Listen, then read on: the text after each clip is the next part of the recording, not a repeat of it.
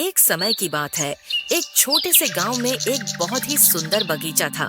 यह बगीचा रंग बिरंगे फूलों, हरे भरे पेड़ों और प्यारे प्यारे जानवरों से भरा हुआ था। गांव के लोग इस बगीचे को बहुत पसंद करते थे, लेकिन शाम होते ही कोई भी वहां जाने की हिम्मत नहीं करता था, क्योंकि यह कहा जाता था कि उस बगीचे में एक भूत रहता है। इस गांव में एक जिज्ञासु लड़का रहता था, जिसका नाम रोहन था। रोहन को कहानियों और रोमांच का बहुत शौक था। जब उसने गांव के लोगों से बगीचे के भूत के बारे में सुना, तो उसकी जिज्ञासा और भी बढ़ गई। उसने ठान लिया कि वह इस रहस्य को सुलझाकर रहेगा। एक दिन रोहन ने अपने दोस्तों को इस रोमांचक अभियान में शामिल होने के लिए मनाया। उसके दोस्त सोनू, मोनू और टीना भी बहुत साहसी थे और इस रोमांचक अभियान के लिए तैयार हो गए। शाम ढलते ही वे चारों बगीचे की ओर चल पड़े। बगीचे में पहुंचते ही उन्हें एक अजीब सी आवाज सुनाई दी। आवाज बहुत ही डरावनी थी, जैसे कोई रो रहा हो। रोहन ने अपने दोस्तों को शांत रहने का इशारा किया और आवाज की दिशा में बढ़ने लगा। धीरे धीरे वे एक पुराने पेड़ के पास पहुंचे, जहां से वह आवाज आ रही थी। अचानक एक सफेद रोशनी चमकी और उनके सामने एक भूत प्रकट हुआ। वह भूत बहुत ही उदास दिख रहा था। रोहन ने हिम्मत जुटाकर पूछा, तुम कौन हो और यहाँ क्यों हो? भूत ने एक गहरी आवाज में उत्तर दिया, मेरा नाम राजू है। मैं एक समय में इसी गांव का निवासी था। मैंने इस बगीचे को अपने जीवन में बहुत प्यार से सजाया था, लेकिन एक दिन एक दुर्घटना में मेरी मृत्यु हो गई और मेरी आत्मा यहीं भटकने लगी। मैं किसी को डराना नहीं चाहता, मैं बस अकेला हूँ। रोहन और उसके दोस्तों ने भूत की कहानी सुनकर उसे मदद करने का फैसला किया। उन्होंने गांव के बड़े बूढ़ों से बात की और भूत की आत्मा को शांति दिलाने का उपाय पूछा।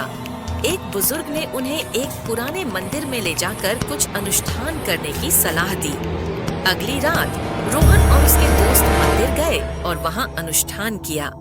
अनुष्ठान पूरा होने पर भूत की आत्मा प्रकट हुई और उसने रोहन और उसके दोस्तों का धन्यवाद किया। धीरे धीरे वह रोशनी में परिवर्तित हो गया और आकाश में विलीन हो गया। भूत के जाने के बाद बगीचा फिर से सुंदर और सुरक्षित हो गया। गांव के लोग अब फिर से शाम को भी बगीचे में आने लगे। रोहन और उसके दोस्तों ने इस साहसिक कार्य के लिए गांव में बहुत प्रशंसा पाई। इस तरह रोहन और उसके दोस्तों ने बगीचे में भूत के रहस्य को सुलझाया और गांव को एक नई शांति और खुशहाली दी। अब गांव के बच्चे भी बगीचे में खेलने आने लगे और सबने मिलकर इस बगीचे को और भी सुंदर बना दिया। कहानी यहीं खत्म नहीं होती। रोहन और उसके दोस्तों को अब भी रोमांच की तलाश थी। उन्हें यह एहसास हो चुका था कि जीवन में कई ऐसे रहस्य और कहानियां छिपी हुई हैं, जिन्हें सुलझाना और जानना बाकी है। उन्होंने तय किया कि अब वे और भी ऐसे ही रहस्यमय स्थानों की खोज करेंगे और उनकी कहानियां भी सबको बताएंगे। रोहन और उसके दोस्तों ने एक नई यात्रा की तैयारी शुरू कर दी। उन्होंने अपनी पुस्तकों, नक्शों और अन्वेषण के औजारों को इकट्ठा किया। वे जानते थे कि उनके सामने और भी चुनौतीपूर्ण रहस्य होंगे, लेकिन अब वे तैयार थे। रोहन ने अपने दोस्तों से कहा, हमने इस बगीचे के रहस्य को सुलझाया है। अब समय है कि हम और भी रहस्यमय स्थानों की खोज करें। हम एक टीम हैं और हम हर चुनौती का सामना कर सकते हैं।